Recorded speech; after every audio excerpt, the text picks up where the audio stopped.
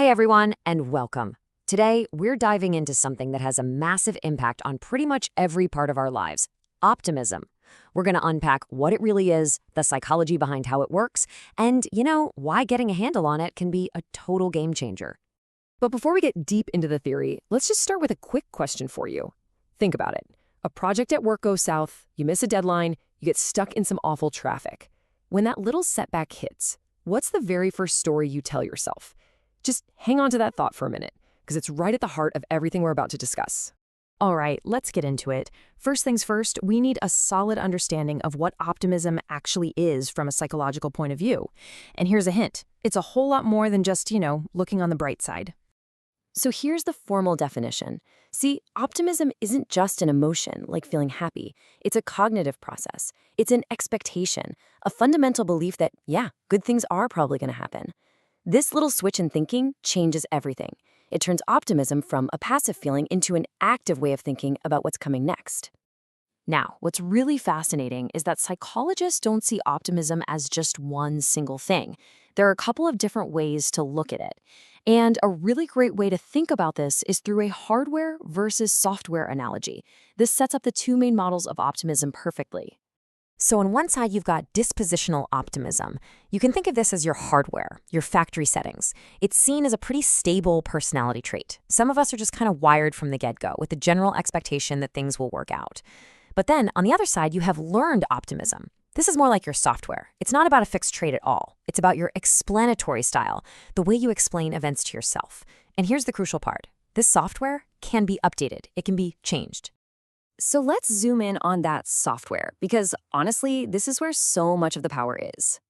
The whole idea of learned optimism, which was pioneered by psychologist Martin Seligman, says that our outlook is shaped by the stories we tell ourselves about why stuff happens. That's our explanatory style. And this table just lays out the difference so clearly. When something negative happens, someone with a pessimistic style tends to explain it as internal. It's all my fault. Stable. It's always going to be this way. And global. This is going to ruin everything. But an optimist, they do the exact opposite. They see the same event as external. Wow, that traffic light was really messed up. Unstable. Well, this is just a temporary setback. And specific. Okay, this stinks, but it only messes up this one thing. Same event, completely different stories. Okay, but psychology is all about nuance. It's never just black and white. So before we jump into all the benefits, we have to talk about the point where optimism can go a little too far and actually start working against you. This is what's known as unrealistic optimism. It's when we start believing in what psychologists call positive illusions.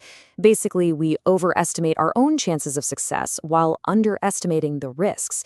It's that classic bad things only happen to other people mindset. And this can be a problem, right? It can lead to poor judgment, like not studying for a test because you just assume it'll be fine. So, with that important reality check out of the way, let's get to the good stuff. Let's explore the powerful, evidence-backed benefits of a realistic optimistic outlook.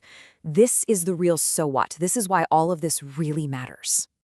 The first big area where optimism really pays off is in education and learning. Study after study shows that students who have an optimistic explanatory style aren't just, happier kids.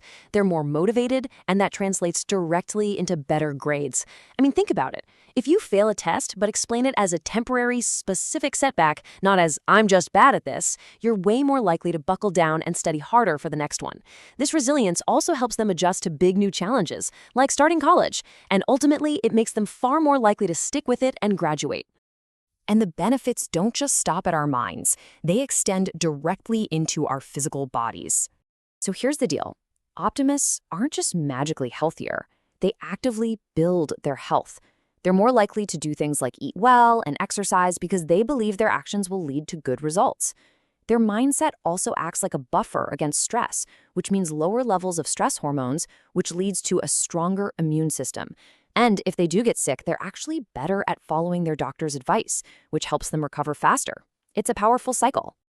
And finally, let's look at the most direct benefit of all, how optimism shapes our day-to-day mental and emotional strength. It all comes down to your coping style. When stress hits, optimists don't just stick their heads in the sand or hope it goes away. They tend to use what's called problem-focused coping. They make a plan, they strategize, they take action. They're also much better at reframing a tough situation to find a lesson or an opportunity in it.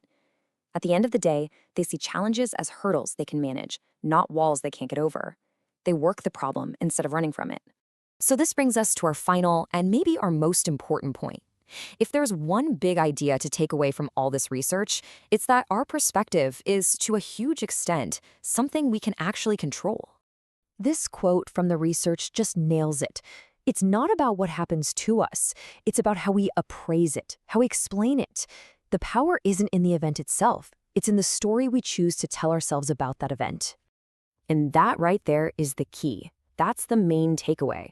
While some of us might have more optimistic hardware from birth, the software, that explanatory style we've been talking about, is a skill. It's something you can practice, you can develop, and you can strengthen over time. Your outlook is not set in stone. So, I'll leave you with the same question we started with, but now we're looking to the future. The next time something goes wrong, and you know it will, that's just life. Just take a second, pause. Think about those 3 dimensions. Is the cause internal or external? Is its duration stable or unstable? Is its impact global or specific? How are you going to choose to explain it to yourself?